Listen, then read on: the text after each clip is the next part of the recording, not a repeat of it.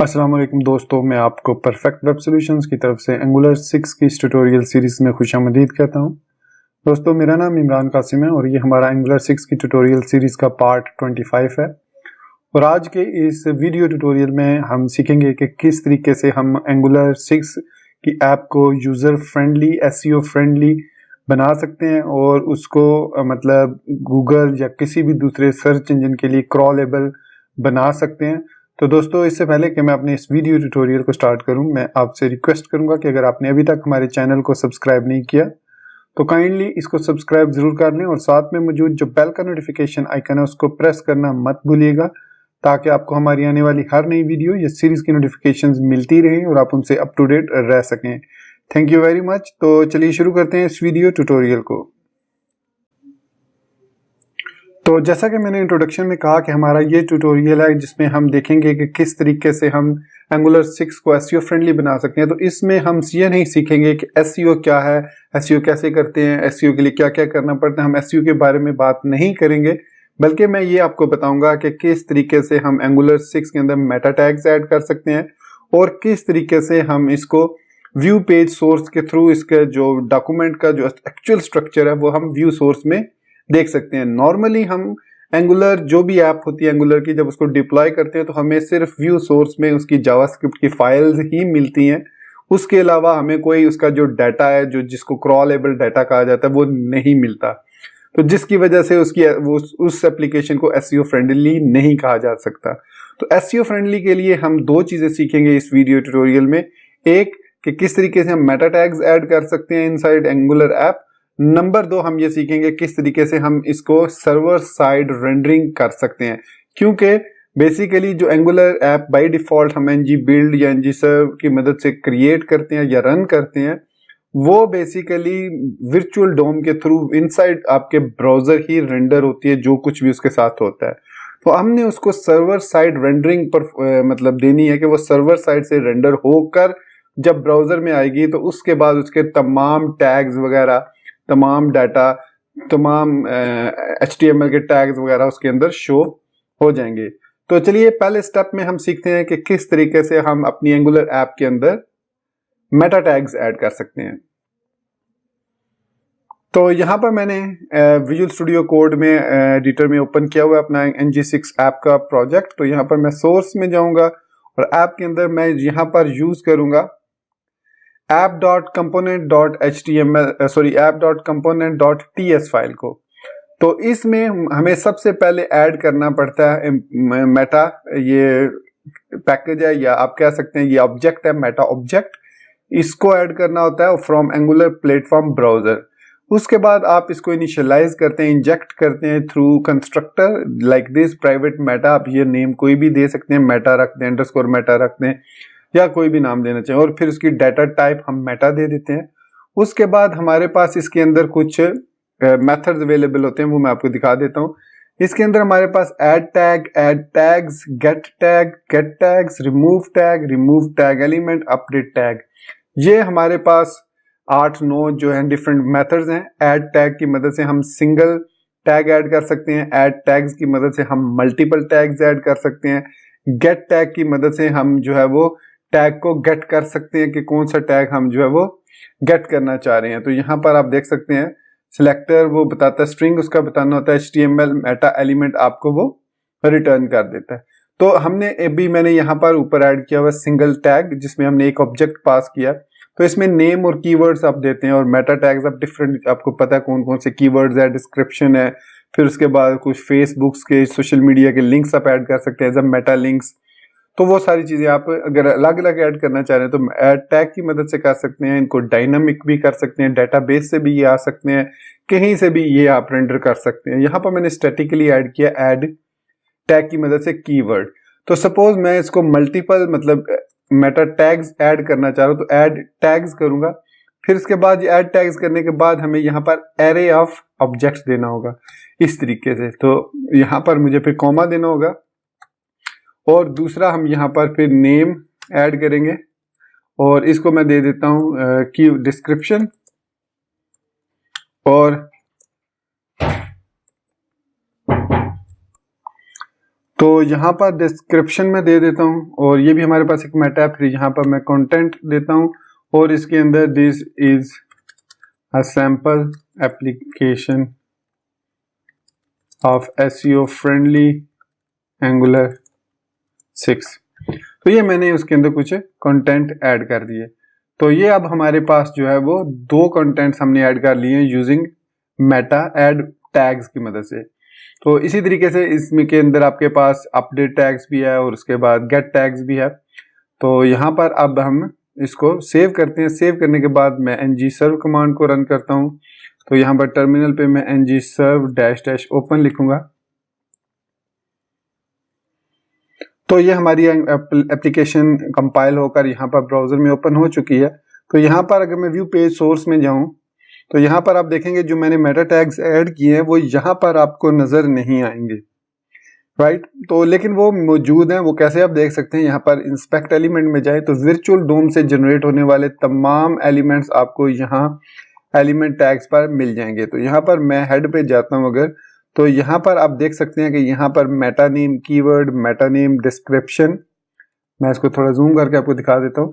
ये देख सकते हैं ये दोनों मेटा टैग्स जो है वो ऐड हो चुके हैं हमारी इसके अंदर एलिमेंट्स के वर्चुअल डोम के अंदर। लेकिन ये चीज आपको इसमें नजर नहीं आएगी व्यू सोर्स में। तो ये इस तरीके से हम मेटा टैग्स ऐड कर सकते हैं। तो अब हम देखेंगे कि किस तरीके से हम इसके साथ सर्वर साइड रेंडरिंग कर सकते हैं ताकि हमारे जो कंप्लीट कंटेंट्स हैं, जो ये वेलकम टू NG6 ऐप लिखा है या ये हेयर आर सम लिंक्स ये लिखा है या फिर ये लिंक्स एडेड हैं, ये सारे यहाँ व्यू पेज सोर्स में हमें नजर आएंगे। तो उसके लिए हमें सर्वर साइड रेंडरिंग करनी होगी एंगुलर ऐप की। तो चलिए अब देखते हैं कि वो किस तरीके से करते हैं। तो सर्वर साइड रेंडरिंग बहुत ही आसान है। विद इन फ्यू सेकंड्स आप सर्वर साइड रेंडरिंग सेटअप कर सकते हैं एंगुलर 6 में। अगर हम यहाँ पर एंगुलर मतलब एंगुलर की डॉक्यूमेंटेशन में जाएं, एंगुलर के डॉक्स में जाएं, तो यहाँ पर स्टेप बाय स्टेप आपको सारी जो टेक्निक है वो मिल जाएगी कैसे हम सर्वर साइड रेंडरिंग करते हैं। ये आप देख सकते हैं एंगुलर यूनिवर्सल, मतलब ये एक पैकेज है यूनिवर्सल, उसके थ्रू हम सर्वर साइड रेंडरिंग करते हैं। और यहाँ पर हमें कितनी फाइल्स चाहिए होती हैं वो सारी आप यहाँ पर देख सकते हैं। एक मेन सर्वर .ts फाइल चाहिए, फिर उसके बाद हमें यहाँ पर app server module .ts file चाहिए, फिर सर्वर .ts चाहिए, फिर webpack.server.config.js फाइल चाहिए और इसके अलावा webpack CLI भी हमें लोकली इंस्टॉल करना पड़ता है एज अ डेव डिपेंडेंसी। तो इसके अलावा यहाँ पर टाइप्स ऑफ, यहाँ पर फिर हमने इन सारे पैकेजेस को ऐड करना है, फिर उसके बाद यहाँ पर हमें इनके अंदर कोड को ऐड करना है। तो ये एक लॉन्ग प्रोसेस है, इसमें जरा सी भी आप कहीं पे मिस कर गए तो it will create an issue for you. तो एंगुलर 6 के अंदर जो मैंने आपको न्यू फीचर्स में बताया था ng add कमांड के, उसके साथ एक स्केमा होता है बिल्ड करने के लिए, पैकेजेस को ऑटोमेटिकली कॉन्फ़िगर करने के लिए। ये मैंने उस ट्यूटोरियल में पार्ट 22 में बताया था। तो उसी का फीचर, वही फीचर यहाँ पर अब यूज होगा।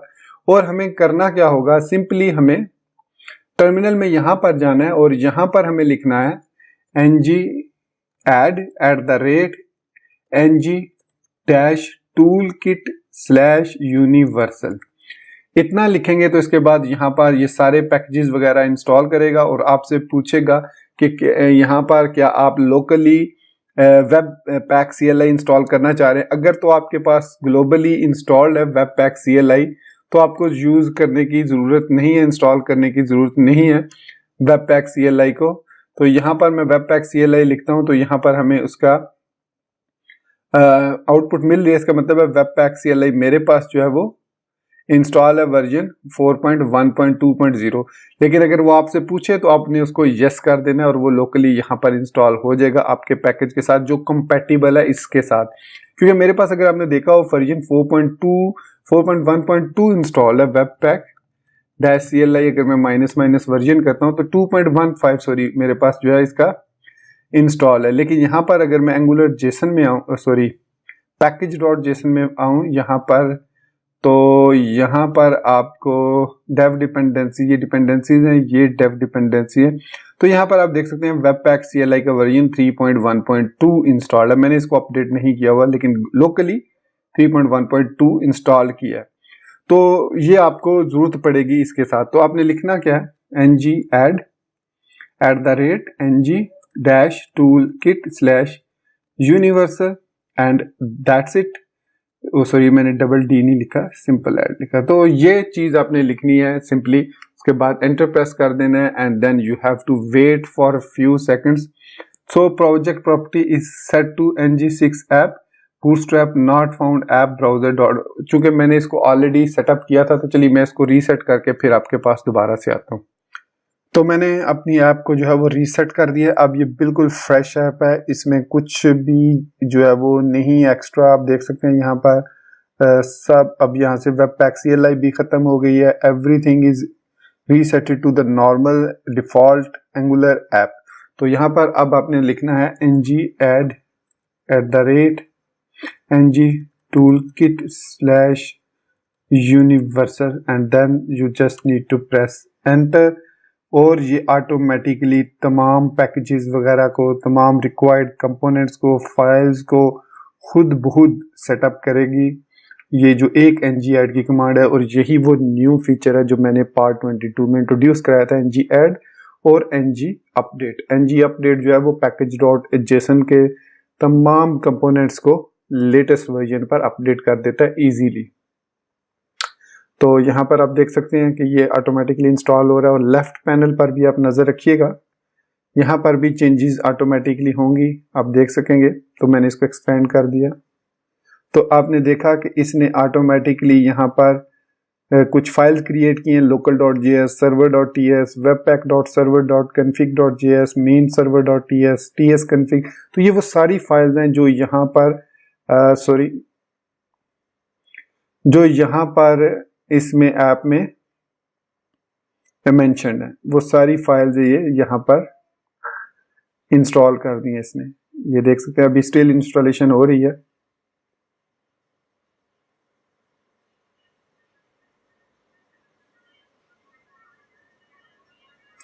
तो एक दफ़ा आप ये पैकेज इसमें इंस्टॉल कर देंगे तो फिर इसमें काफ़ी सारी प्रॉब्लम्स भी आती हैं इसको चेंज करने में भी।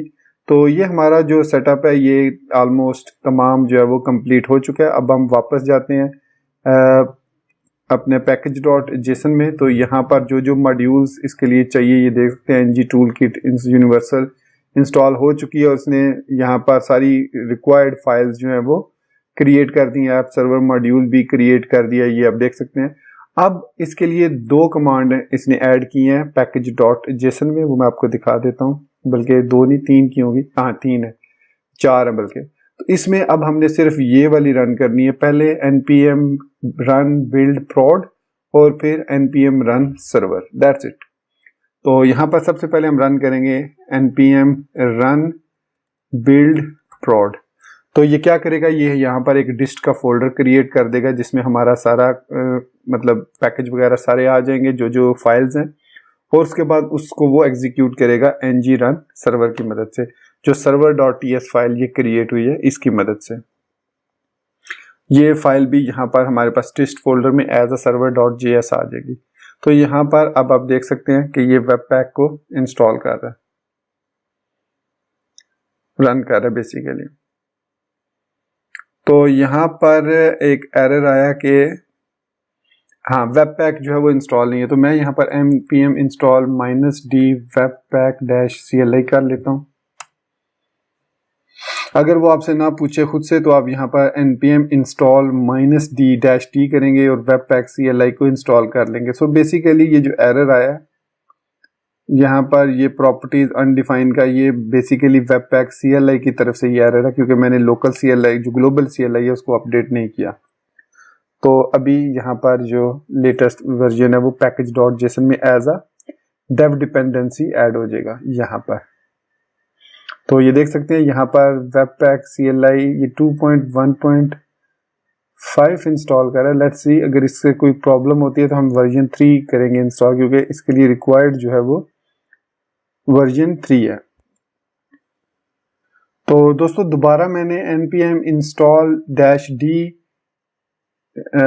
webpack-cli एट द लेटेस्ट की मदद से इसको रन किया, तो इसने अब यहाँ पर 3.1.2 को इंस्टॉल किया। प्रीवियसली इसने 2.1.5 को इंस्टॉल किया था, जिसकी वजह से क्योंकि मेरे पास ग्लोबली भी 2.1.5 है तो उस वजह से उस पर एरर आया था, तो मैं उसको भी अपडेट कर लूँगा। तो फिलहाल अब ये इंस्टॉल हो चुका है 3.1.2। अब हम दोबारा npm रन वही बिल्ड वाली कमांड रन करते हैं, यहाँ पर npm रन बिल्ड prod मतलब प्रोडक्शन। तो होपफुली इस दफ़ा कोई एरर नहीं आएगा क्योंकि हमारे पास कंपैटिबल वर्जन 3.1.2 जो है वो वेबपैक CLI का इंस्टॉल्ड है।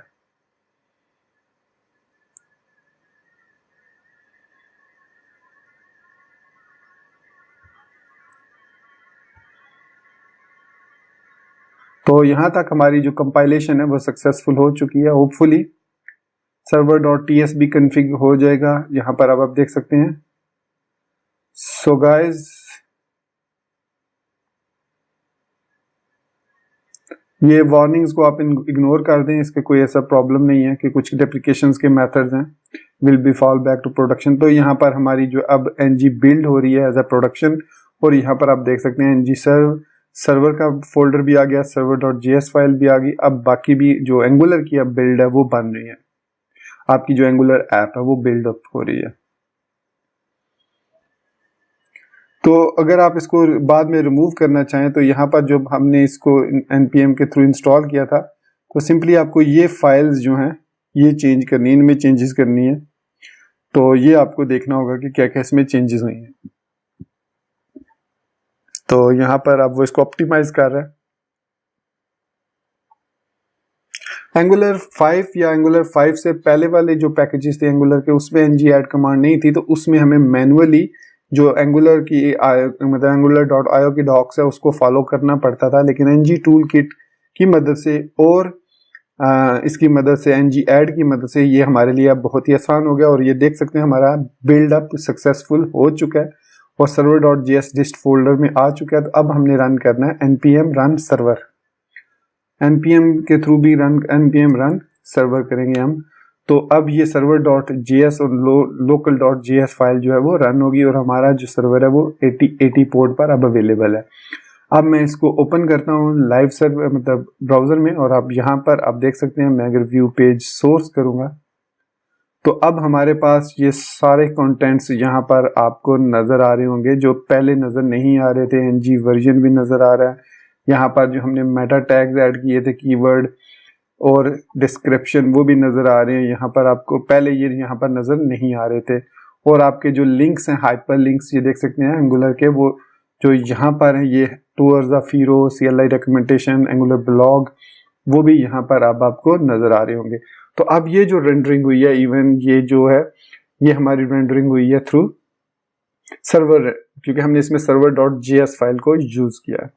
तो दोस्तों इस तरीके से आप अपनी एंगुलर ऐप को SEO फ्रेंडली बना सकते हैं। आगे आप SEO की टेक्निक्स इस पे जो भी यूज़ करना चाहें, मेटा टैग्स जो यूज़ करना चाहें और जो जितने भी कंटेंट ऐड करें, it is all up to you. तो दोस्तों ये था हमारा आज का video tutorial about how to make Angular 6 app SEO friendly. उम्मीद करता हूँ मेरा ये वीडियो ट्यूटोरियल आपको पसंद आया होगा और सॉरी फॉर द मिस्टेक्स जो हुई हैं, लेकिन anyways at the end result is good. So दोस्तों अपनी दुआ में याद रखिएगा और मुझे इजाज़त दीजिए। Thank you very much for being with me till end. Take care, अल्लाह हाफिज़ एंड बाय।